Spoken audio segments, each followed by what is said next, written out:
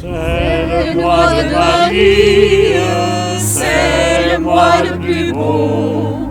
À la Vierge chérie, disons un chant nouveau. Agréez, Vierge pure, nos présents et nos vœux.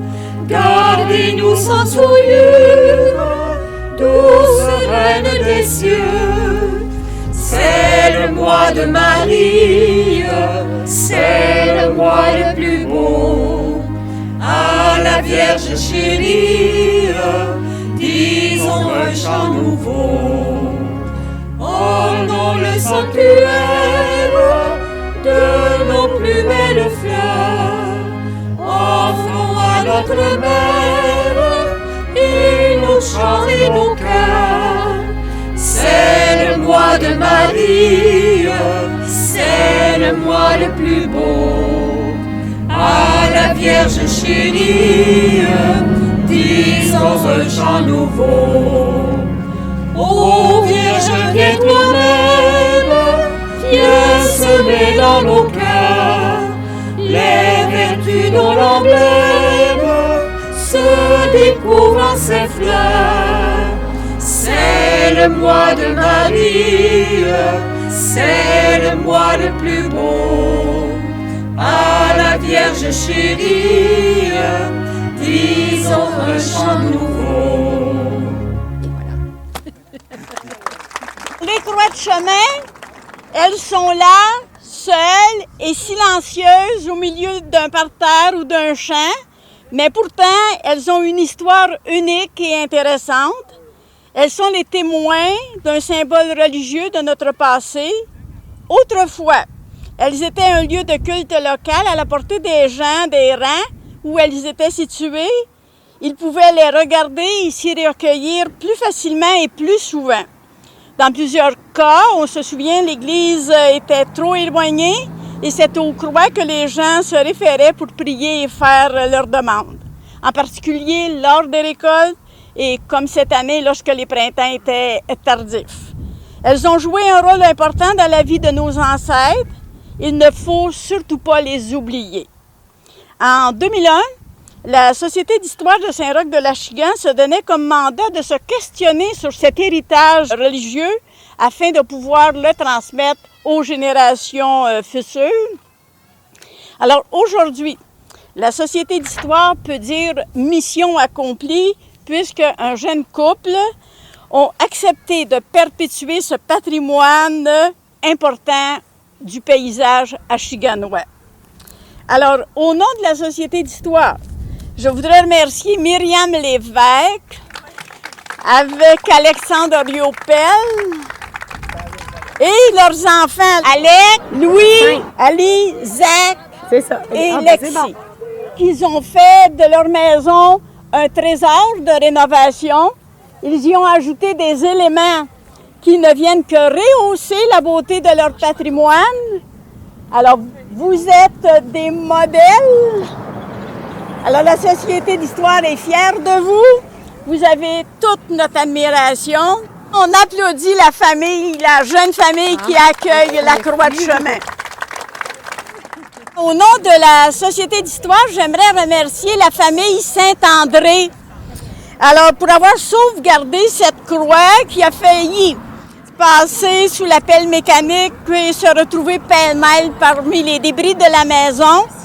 Alors, aujourd'hui, je pense et je suis certaine que Mme Adrienne et M. Gabriel, du haut de leur ciel, ils doivent être très fiers. J'aimerais le remercier. Maurice, c'est le grand responsable de la croix. Le petit. Oh, il veut que je dise... Non, t'es un grand dans notre cœur. Alors, sans lui, je ne sais pas si le projet se serait réalisé. Alors, c'est tout lui qui a fait les démarches, qui a trouvé les artisans pour restaurer la croix. Alors, c'est notre spécialiste dans l'OCA de la Société d'histoire. C'est le titre qu'on lui a donné et on le remercie beaucoup. En même temps, Maurice est allé se chercher de l'aide. Alors, on remercie Jean-Guy Dugas, Serge Caisse, Normand Bocage, Michel Gauthier, Dominique Leclerc et non le moindre, Germain Saint-André et ses employés qui ont fourni leur temps et leur équipement tout à fait gratuitement. Alors, un gros merci. Maintenant, Maurice est allé chercher aussi du matériel pour réaliser la croix. Là, ça prend pas mal plus de choses que je pensais, en tous les cas. Alors, on remercie Jocelyn Laliberté pour l'assemblage des plaques, la clôture Arbois pour le creusage, Unibéton et Béton 640 pour le béton, les écrous, les boulons. On remercie Kogan et Wire pour l'acier, les écrans verts pour la cage d'armature et les artisans de Saint-Esprit pour avoir réparé la statue, là, avoir réparé le Christ, c'est le cas de le dire. Alors, on les remercie sincèrement. Ensuite, on aimerait ça remercier les donateurs. Alors, il y a des gens qui ont répondu à notre invitation de nous aider à payer la restauration de la croix. Alors, on vous remercie et s'il y en a qui voudraient encore faire des dons, il y a de la place. Notre trésorier ici va accueillir vos dons avec plaisir. Et comment on l'a financé? Bien, on l'a financé avec nos petites économies que je dirais de bout de chandelle. Alors, au lieu, vous avez vu, on les appelle nos postillons qui vont vous livrer le bulletin pour empêcher de payer des timbres. Alors, on sauve quelques sous ici, quelques sous là. Alors, ce qui fait qu'à un moment donné, il nous reste un petit surplus et on peut se permettre des activités comme celle-ci. Alors, merci encore une fois à ceux qui nous ont donné de l'argent. La Société d'Histoire voudrait remercier aussi la pépinière Excel qui a fourni aujourd'hui gratuitement les fleurs pour ajouter une petite note de couleur. On va sûrement faire quelque chose, mais avec le printemps cette année, ça n'aurait pas fleuri. Ça n'aurait pas fleuri. Alors, on va voir avec Myriam et Alexandre qu'est-ce que la Société d'Histoire peut faire. OK.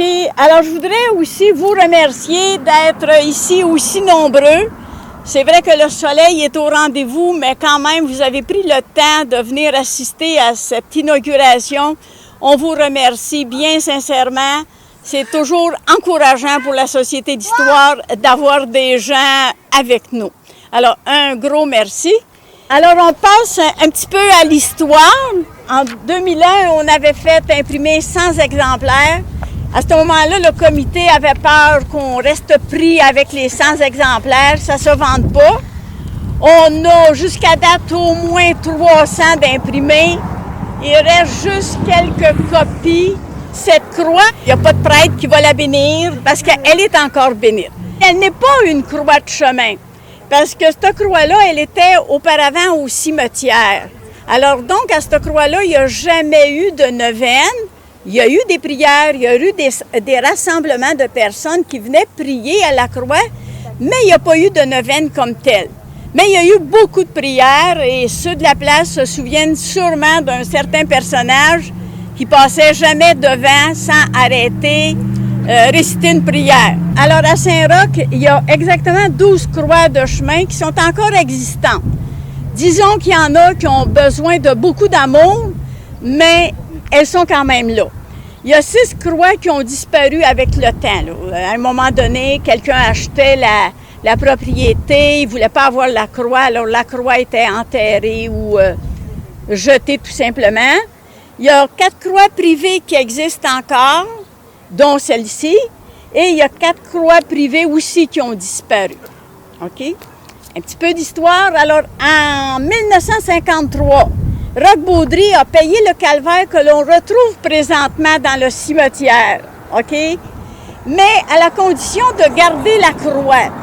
Mais comme M. Baudry, je devrais dire en passant là, qu'en 1953, c'est aussi l'année qu'on a fêté le 150e anniversaire de l'Église.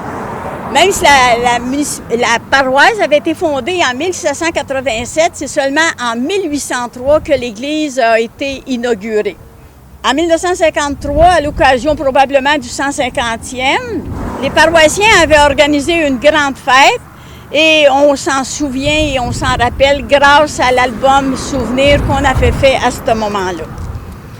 Alors, M. Baudry, lui, demeurait au 1350 rue principale. Pour vous situer, Monté-Henri, présentement, c'est la première maison parce que la maison qui était sur le coin a été démolie. Monsieur Baudry, à ce moment-là, lui, il se sentait trop vieux pour entretenir la croix. Alors, il avait demandé à monsieur Roméo Saint-André de la placer dans son parterre. Et comme ça, de chez lui, il pouvait voir la croix. Alors, après monsieur Roméo, ben, c'est madame Adrienne Saint-André et monsieur Donatien Perrault qui en ont toujours fait l'entretien. Alors, la croix Saint-André, finalement, a voyagé encore une fois. Elle est disparue du 1362 rue principale.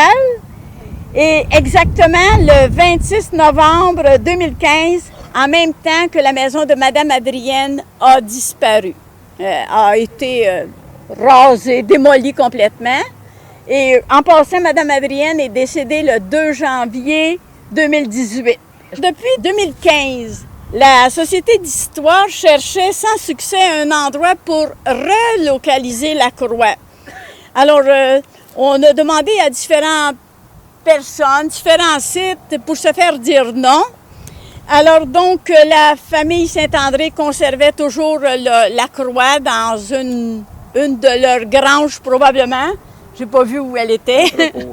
Et la famille Saint-André là, qui demeure toujours au ruisseau Saint-Jean. Alors, le 3 juin exactement 2017, la Société d'histoire organisait une visite guidée. On avait cédulé la maison Beauchamp parmi notre circuit. Alors, c'est à ce moment-là que Maurice a eu une bonne idée. Il s'est souvenu que lorsqu'il était tout petit, son grand-père avait une croix de chemin sur le terrain, probablement à peu près.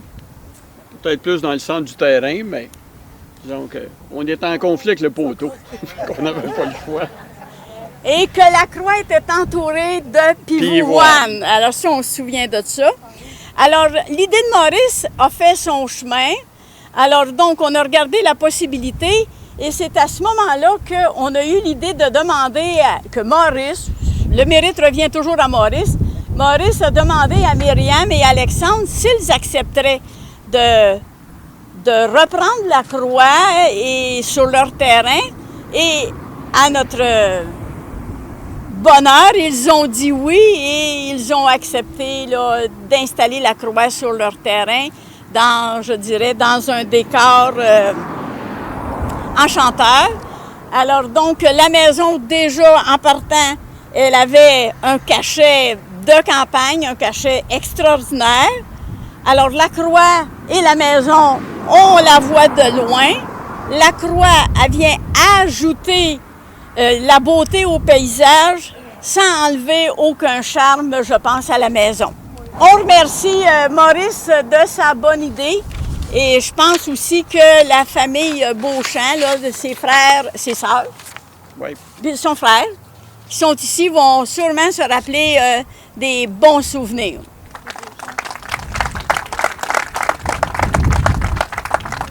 Alors, la maison, on l'a appelée la Société d'histoire, on l'a appelée la maison Beauchamp parce que si on remonte dans les lots, le lot aurait appartenu à des Beauchamp et Maurice, son grand-père, c'était Roch, là je le dis comme il faut, c'était Roch Beauchamp. Alors donc, c'est pour ça d'où vient le nom de Maison Beauchamp. Alors, c'est de là que part l'histoire.